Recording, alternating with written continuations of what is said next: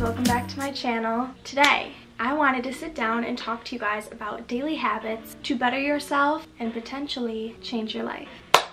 I wanted to share these things with you guys because these are things that I have implemented into my own life and I love, obviously. So I thought if you guys were interested in hearing about them and maybe you want to try stuff out for yourself and work it kind of into your lifestyle. I like to keep my life balanced, create good energy, and all the other sayings about creating good vibes. Everything that I talk about in this video will be linked down below for you guys. Okay, let's get into it.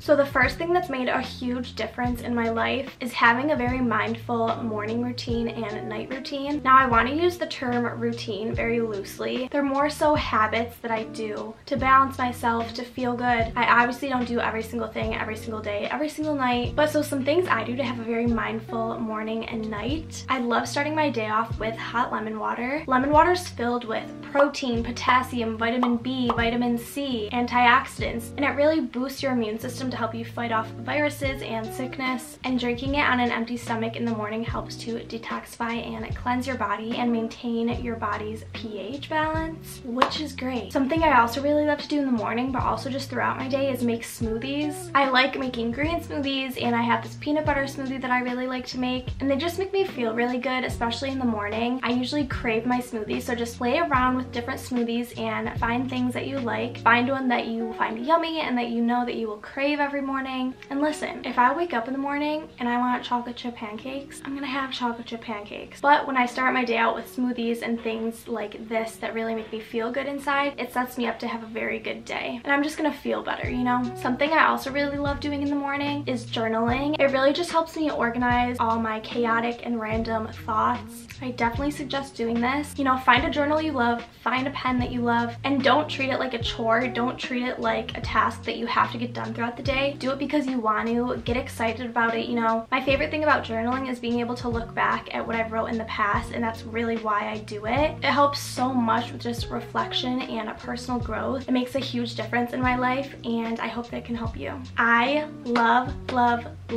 essential oils. I always have orange citrus going during the day, and then I have lavender going at night. It's so relaxing. The orange during the day is perfect. The lavender is perfect at night. If you guys don't have an oil diffuser, you need one. I've been using mine for like 2.5 years now. Best thing I've ever gotten. If you don't have one, you need one. Something I recently started implementing into my nighttime is my Himalayan salt lamp, and this is actually a nightlight salt lamp, and I got it off of Amazon. You can look up all the different benefits of a Himalayan salt lamp, and you know how you always hear people talk about blue light from your laptop or your phone or the TV and how it's really bad for you before you go to bed because the blue light makes your brain awake and it thinks it's daytime. So the Himalayan salt lamp does the opposite, which the next thing that is honestly probably the most important thing to me is having a clean and organized environment. When my room is clean and it's organized, I'm able to focus on everything else rather than if I need to respond to emails or I need to edit a video or I need to do homework. I just get really unmotivated when I'm in a cluttered, messy environment. And honestly, the trick to keeping your room, your apartment, your house clean is honestly just keeping up with it. If you take your clothes off from the day and put on sweatpants, just put away those clothes right away. Don't leave them on your floor.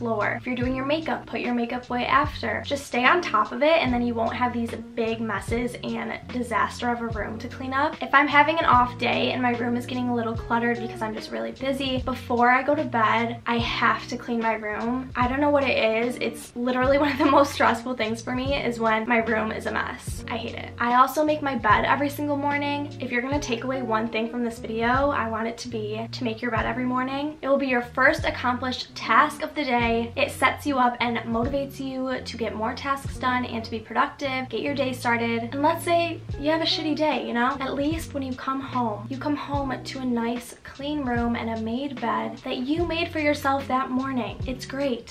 Something that's very important to me is reading. Reading is definitely one of my hobbies. I've loved it ever since I was little. Reading is a great investment of your time. I feel like when I'm reading versus when I go through periods of time where I'm not reading, my thoughts are a lot more organized, my writing's better, my speech is better. I think there's so many benefits to reading and just gaining knowledge and expanding your mind, whether it's nonfiction, fiction, self-help, whatever it is. I personally love them all. My favorite quote about reading that I actually want to get in like a big cool print is, a reader lives 1,000 lives before he dies, but the man who never reads lives only one. I just love that. Even if you're just reading for 10 minutes before bed, 5 minutes before bed, start small because you're gonna get invested in the book and you're gonna get interested. It's worth taking the time. So I think people don't talk about this next one enough, and I can't stress it enough to you guys. Cleanse your social media and your text messages. And what I mean by that is, if you're on YouTube, Instagram, Twitter, whatever social media it is, and if there's people that make you feel bad about yourself, you know, you may not even know this person. It may be a celebrity. It can be anyone, and it just makes you feel negative and you find yourself comparing yourself to them, and when you see their photos, it doesn't spark joy. It sparks jealousy and envy and just negative things. Unfollow them. I have started doing this in the past like 6 months or so. Even just getting rid of people on social media that you don't talk to anymore. Maybe you don't really see them and you don't really care to keep up with their life. As bad as that sounds in our day and age, there's so much pressure like to be friends with everyone on social media, and I think in so many ways we have no control over the internet and social media. So take control of those things that you are able to. Get rid of anything negative. It can be as simple as it just doesn't bring you anything. It doesn't do anything for you. And the same thing goes for text messages. I think deleting conversations between people is so powerful because you don't know how many times I have people showing me screenshots of things and rereading old messages, and I'm just like, why are you doing this? I think it's so unhealthy. You know, delete conversations between people you no longer talk to. It's really healthy to let go of the past and not let yourself dwell on things. You have the power. Like I said before, with internet and social media, so much is out of our control, especially we feel like it's out of our control, but you have control over it somewhat, and taking control over those little things, just like the people you follow and the content that you're absorbing, is so powerful. You know the quote that says, you are the people you're around, or like you are the people that you hang around? I think that's so true, first of all, but I also think with our generation, it goes for the accounts on Instagram that we're watching and the YouTubers we're watching. You have to be very conscious of what you're absorbing and what you're filling your time with. Make sure it's things that you want to be absorbing. You have to choose wisely and you really have to stick to it.